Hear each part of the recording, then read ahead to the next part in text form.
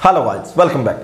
जैसे कि दोस्तों आप लोग जानते हैं कि हमारे देश में बहुत सारे घोटाले हुए हैं, जिसका कुछ का रिजल्ट भी आ गया है, यानी इन्वेस्टर का जिसका पैसा डूबा था वो मिल गया है। कुछ ऐसे घोटाले जो अभी तक पेंडिंग है और जो हमारे इन्वेस्टर हैं उनका पैसा डूबा हुआ है। यानी मैं बात कर रहा हूं दोस्तों एक पोंजी स्कीम की, जो आजकल की भी बहुत चल रही है, जैसे कि आप लोग अभी मार्केट में देख ही रहे होंगे। और बहुत साल पहले भी ऐसी पोंजी स्कीमें आई थी जिन्होंने लोगों का पैसा लेकर कंपनी निकल गई।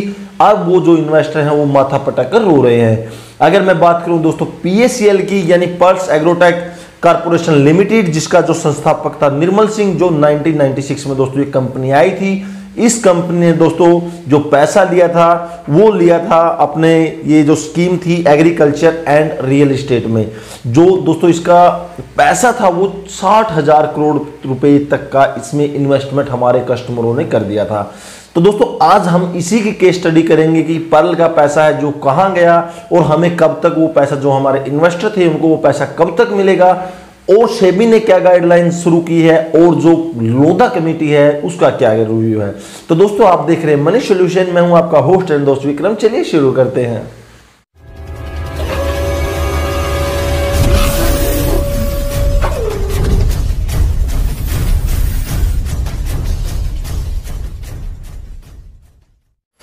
तो दोस्तों जैसा कि आप लोग जानते हैं, जो पर्ल कंपनी है पीएसीएल है, उन्होंने जो 1996 में लोगों से पैसा इकट्ठा करना शुरू कर दिया था रियल एस्टेट में, और जो दोस्तों एग्रीकल्चर डिपार्टमेंट में, इस तरह से बहाना बनाकर लोगों का पैसा इकट्ठा शुरू करना कर दिया।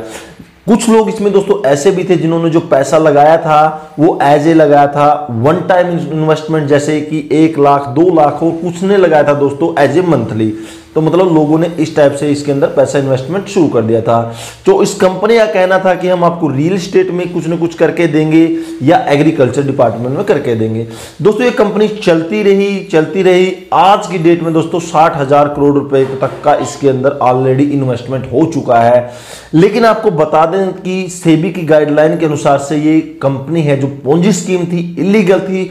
उसके बाद दोस्तों जो सेबी है उसने इसके अंदर दोस्तों 1999 में इसके अंदर सुप्रीम कोर्ट में अपील की कि ये जो स्कीम है, ये पूंजी है, इसके अंदर लोगों का पैसा इन्वेस्टमेंट करना ठीक नहीं है। लेकिन उस टाइम दोस्तों सबूतों के अभाव की वजह से सुप्रीम कोर्ट ने भी इस फैसले में मतलब कुछ नहीं किया, और जो ये स्कीम है दोस्तों ये हमारी कंटिन्यू चलती रही। लेकिन 2015 में उसके 16 साल बाद दोस्तों सुप्रीम कोर्ट ने इस कंपनी को बैन कर दिया, यानी इस कंपनी को ब्लैक लिस्टेड कर दिया।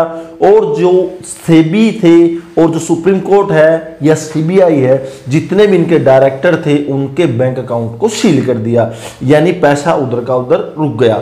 लेकिन जो हमारे इन्वेस्टर थे दोस्तों जिन्होंने पैसा इन्वेस्टमेंट किया था, उनका पैसा अभी तक नहीं आया। कुछ लोगों का दोस्तों जो 2,500 रुपए तक की जो अमाउंट डिसाइड की थी वो आ गई है, लेकिन लोगों ने तो इसके अंदर बहुत ज्यादा पैसा इन्वेस्टमेंट कर रखा था। तो दोस्तों जैसे ही हमारे इन्वेस्टर रोड पे आ गए, जुलूस, धरने, प्रदर्शन शुरू हुए पीएसीएल कंपनी के बारे में, तो सरकार ने भी सोचा कि इसके बारे में हमें कुछ करना चाहिए। उसके बाद दोस्तों सुप्रीम कोर्ट और सेबी ने मिलकर डिसाइड किया कि जितनी भी प्रॉपर्टी पीएसीएल की है उसको हम बेचकर, जो हमारे इन्वेस्टर हैं, जिन इन्वेस्टरों ने इसके अंदर पैसा इन्वेस्टमेंट कर रखा है, वो पैसा हम सीधा का सीधा उनके बैंक अकाउंट में भेज देंगे। यानी इस टाइप से हुआ। लेकिन दोस्तों जितने पैसे हमारे इन्वेस्टर ने इसके अंदर जमा कर रखे हैं उतनी से इनकी जो पीएसीएल की प्रॉपर्टी है वो नहीं है। यानी मान के चले कि दोस्तों सरकार तो अपनी जेब से पैसा देगी नहीं इन्वेस्टर का, जो कंपनी की प्रॉपर्टी है उसी प्रॉपर्टी को बेचकर आप लोगों का पैसा आप तक मिल सकता है। और जो दोस्तों सुप्रीम कोर्ट है, दोनों ने मिलकर इसके डिसीजन लिया कि जो एक कमेटी का भी गठन हुआ, जिसको दोस्तों हम लोग बोलते हैं आरएम लोधा कमेटी, दोनों ने मिलकर डिसाइड किया कि जितने भी पीएसीएल की प्रॉपर्टी है, मान के चलिए उनका जो भी इंफ्रास्ट्रक्चर है, जो भी उनकी जो रियल एस्टेट है या एग्रीकल्चर डिपार्टमेंट है, सबको ऑक्शन करके जितना भी अमाउंट हमें मिलेगा वो अमाउंट जितने भी उनके इन्वेस्टर हैं उसके अंदर हम डायरेक्टली अकाउंट में सेंड कर देंगे। यानी लेकिन दोस्तों सोचने की बात यह है कि जितने भी मतलब इसके अंदर से पैसे आएंगे उतनी अमाउंट नहीं बन पाती जितने इन्वेस्टरों ने इसके अंदर लगाया है। यानी 60,000 करोड़ रुपए का जो इन्वेस्टमेंट है उतने की इनकी प्रॉपर्टी नहीं है। तो अब सोचने की बात यह है कि जो इन्वेस्टर बचेंगे उनका पैसा कौन देगा। डायरेक्टली ये मान के चलिए दोस्तों गवर्नमेंट इसमें आपको पैसा नहीं देगी, जो भी पैसा मिलेगा वो आपको पीएसीएल की तरफ से मिलेगा। तो लोधा जो RM लोधा कमेटी है उन्होंने डायरेक्टली ये बात बताई है। उसके बाद दोस्तों मैं ये अभी तक जो बताया है कि 2500 रुपये तक का जिनका इन्वेस्टमेंट था, यानी अप टू 2500 तक का जो इन्वेस्टमेंट था लोगों का, सबसे पहले वही क्लेम किया जाएगा। यानी अगर आपका इन्वेस्टमेंट 2500 तक का है तो आप डायरेक्टली क्लेम कर सकते हैं। इसके लिए जो सेबी है उसने उनकी साइट पे अलग से भी डाल दिया, जो साइट मैं आपको बता देता हूं, यानी जो www.sebicommittee.pacl-refund.com, ये आप डायरेक्टली नेट पे गूगल के अंदर जैसे सर्च करेंगे सेबी कमेटी PACL-refund.com, इसके अंदर उन्होंने क्राइटेरिया भी दे रखा है कि इसके अंदर आपको क्या क्या करना पड़ेगा।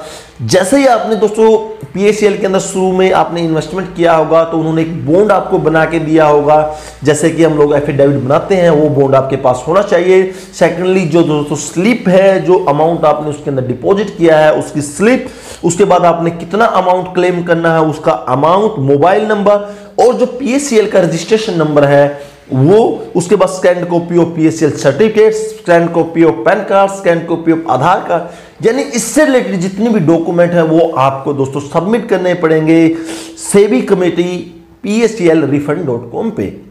उसके बाद इन्होंने अपनी हेल्पलाइन भी शुरू की है, वो हेल्पलाइन नंबर मैं दोस्तों मैं आपको बता देता हूं, जो है 04439579985, यानी ये जो दोस्तों इनका हेल्पलाइन नंबर है, इसके अंदर भी जाके आप डायरेक्टली कॉन्टैक्ट कर सकते हैं। यानी जैसे ही आप अपने डॉक्यूमेंट स्कैन करके उसमें डाल देते हैं, अब आगे क्या करेगी सेबी और जो RM लोधा कमेटी है, देखिए जब इनका क्लेम सेटलमेंट हो जाएगा, जितने भी इन्वेस्टर हैं जिनका जो इन्वेस्टमेंट है 2500 है, जितना भी क्लेम दोस्तों उनका सेटलमेंट हो जाएगा, डायरेक्टली पैसे कुछ लोगों के अभी तक चले गए हैं और जिनका पैसा बचेगा उसके बाद जो पैसा PACL कंपनी की तरफ से आएगा, यानी जो PACL की एसेट मैनेजमेंट है, एसेट है या उसकी जो एग्रीकल्चर है या जो उसका कंपनी का कुछ और भी जो बहुत सारी चीजें चल रही हैं, उसको दोस्तों ऑक्शन करने के बाद या डायरेक्टली उसको कैप्चर करने के बाद जो भी अमाउंट आएगा, गवर्नमेंट ने ये डिक्लेयर कर दिया है, वो धीरे धीरे हर इन्वेस्टर की जो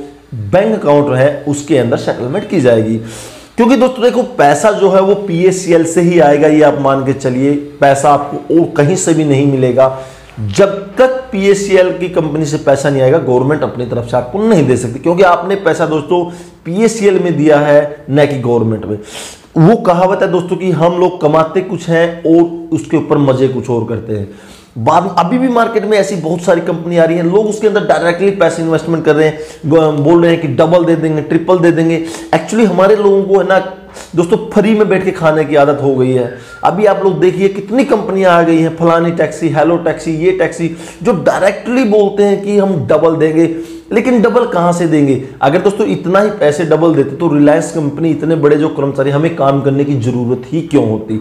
डायरेक्टली हम अपने पैसे डबल कर लेते।